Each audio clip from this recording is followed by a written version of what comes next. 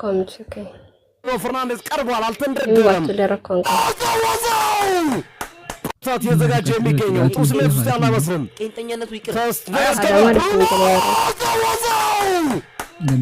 ፈርናንዴዝ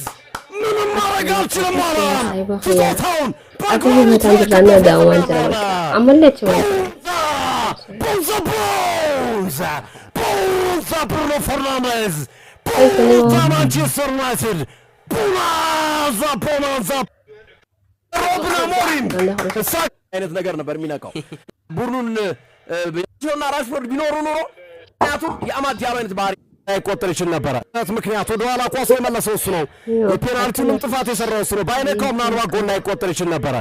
ሃላንድ የመጨረሻ ደቂቃ ፍጥጫ 3 ደቂቃዎች በታች ነው የሚቀሩት አሁን ኳሱን በግራ መስመር አቅጣጫ እየተጋደሉ ነው ማንቸስተር ዩናይትዶች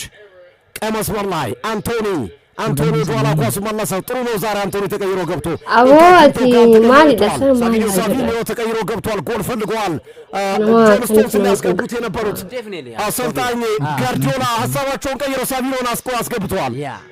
ያ ሶፊ በሚገባ አይተዋል ውጤት ነው ያስገድዳቸው ዳላው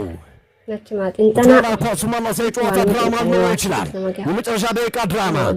ለሳንድሮ ማርቲኔዝ አንድ ደቂቃ ብቻ ከመደበኛው 90 ደቂቃ ሌላ አስደማሚ ረጅም ኳስ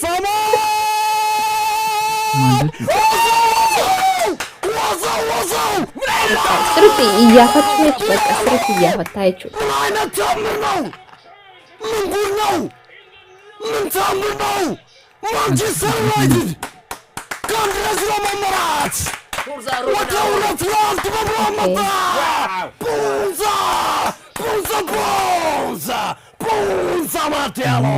ቦንዛ ማንቸስተር ዩናይትድ ቦንዛ አማቴያሎ ይገርማል